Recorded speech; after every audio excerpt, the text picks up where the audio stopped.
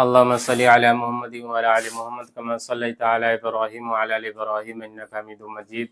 اللهم بارك على محمد وعلى آل محمد كما باركت على إبراهيم وعلى آل إبراهيم إنك حميد مجيد. السلام علیکم ورحمۃ اللہ وبرکاتہ. میرے محترم بزرگ دوستو، ہم آج بھی دیکھتے ہیں ویڈیو کے ذریعے یا ایسے سنتے لوگ جو وہاں سعودی عربیہ میں رہتے ہیں کہ وہاں کی مہمان نوازی بہت زبردست ہے، اور حج کے ٹائم پہ اور ایسے بھی لوگ جو ہے وہاں پہ بہت سخی بہت سخاوت کرتے ہیں، مکہ مکرمہ میں بھی اور مدینہ منورہ میں بھی. اللہ ہم سب کو وہاں جانا نصیب فرمائے، ہر مسلمان کو وہاں کی زیارت نصیب فرمائے. تو آج ایسا ہے، تو ہمارے نبی علیہ السلام کے زمانے مبارک میں آج سے 1400 سال پہلے کم و بیش، تو اس زمانے میں ہمارے نبی علیہ السلام کی تربیت یافتہ جماعت صحابہ کرام کی موجود تھی. اس زمانے میں کیا حال تھا سخاوت کا، اور کس قدر لوگ جو ہے سخی تھے اور مہمان نوازی کرتے تھے لوگوں کے اوپر، اللہ کے بندوں کے اوپر کس طرح خرچ کرتے تھے. اس کا واقعہ قرآن پاک میں بھی آتا ہے، اور ایسی مہمان نوازی کی اللہ پاک نے جو ہے قرآن پاک میں ذکر فرما دیا، اور قیامت تک کے لیے آنے والے انسانوں کے لیے سبق بنا دیا. ایک ایسا ہی حیرت انگیز واقعہ ہے جو میں انوار نبوت جو یہ کتاب ہے اس میں سے پڑھنے جا رہا ہوں. اللہ پاک ہم سب کو اس واقعے سے سبق لینے کی، سیکھ لینے کی توفیق عطا فرمائے. بسم اللہ الرحمن الرحیم. مہمانداری کا عبرت انگیز واقعہ. بخاری شریف میں ایک حدیث متعدد مقامات میں مذکور، یعنی بہت ساری جگہ آئی ہوئی ہے. اس کا خلاصہ یہ ہے کہ آپ صلی اللہ علیہ وسلم کے پاس ایک شخص آ کر کہنے لگا کہ بھوک اور پیاس کی شدت نے پکڑ رکھا ہے، تنگی ہے بہت زیادہ. تو آپ صلی اللہ علیہ وسلم نے اپنی ازواج مطہرات کے پاس بھیجا کہ ان میں سے کسی کے یہاں کھانے کی کوئی چیز ہو تو اس غریب کو کھلا دے.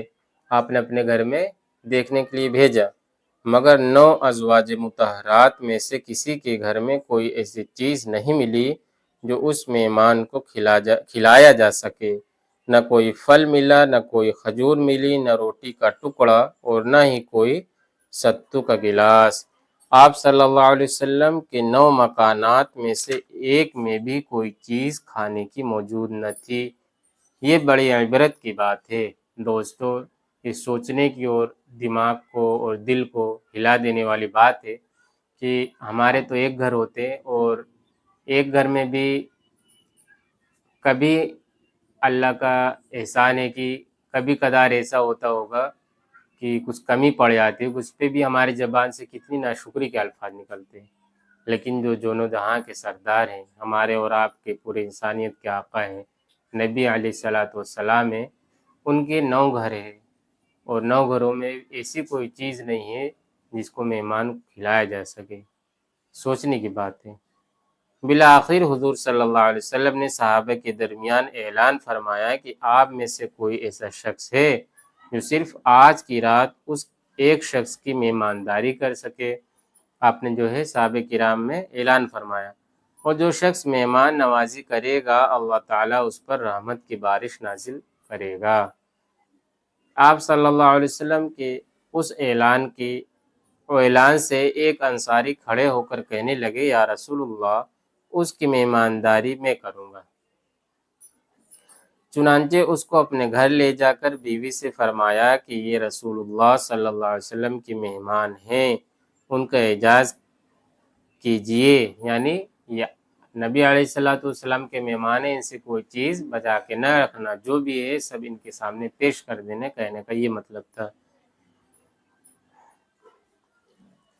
یہ رسول اللہ صلی اللہ علیہ وسلم کی مہمانداری میں کروں گا. چنانچہ اس کو اپنے گھر لے جا کر بیوی سے فرمایا، یہ رسول اللہ صلی اللہ علیہ وسلم کے مہمان ہیں، ان کا اعزاز کیجیے اور ان سے بچا کر کوئی چیز جمع نہ کیجیے. تو بیوی نے کہا، اللہ کی قسم، صرف بچوں کے کھانے کے لیے تھوڑی سی چیز ہے. قسم کھا لی تاکہ یقین ہو کہ صرف اتنی ہی چیز ہے، اس کے علاوہ گھر میں کچھ بھی نہیں ہے.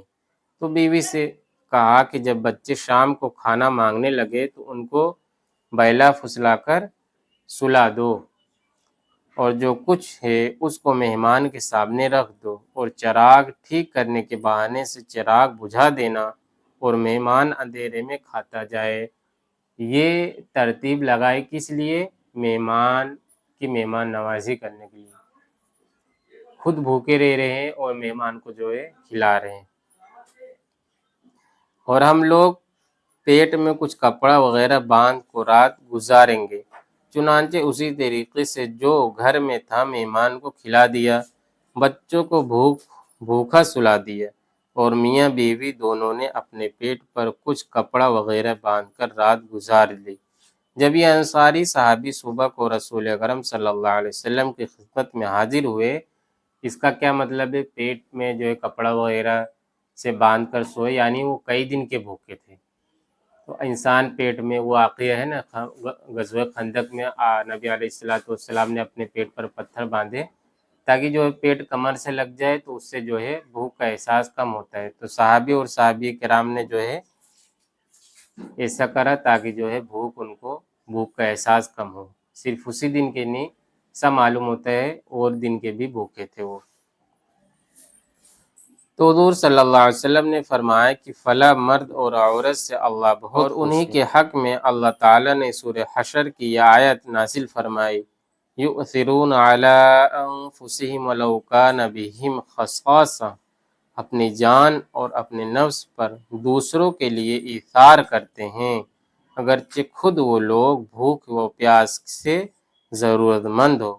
یہ انصاری صحابی حضرت ابو طلحہ انصاری رضی اللہ عنہ اور ان کی بیوی حضرت ام سلیم تھی۔ یہ صحابہ کرام جو ہے اپنی جان پر دوسروں کے لیے ایثار کرتے تھے، یعنی خود بھوکے رہ کر دوسروں کو کھلانے والے تھے۔ ہر صحابہ کرام کے اندر کچھ نہ کچھ خاصیت تھی، ہر صحابہ کرام کے اندر الگ الگ خاصیت تھی۔ ہر صحابہ کرام مہمان نوازی کرنے والے تھے، اپنے اوپر جو ہے مہمانوں کو ترجیح دینے والے تھے۔ اللہ پاک ہم سب کو صحابہ کرام کی زندگی سے سبق لینے کی توفیق عطا فرمائے، اور اپنی حیثیت کے موافق ہم سب کو جو ہے مہمانوں کی مہمان نوازی کرنے کی توفیق عطا فرمائے۔ اللہ پاک ہم سب کو پڑھنے اور سننے زیادہ عمل کرنے کی توفیق عطا فرمائے۔ سبحان اللہ وبحمدہ، سبحانک اللہم وبحمدک، ونشہد ان لا الہ الا اللہ ونستغفرک ونتوب الیک۔ سبحان ربک رب العزۃ عما یصفون وسلام علی المرسلین والحمد للہ رب العالمین۔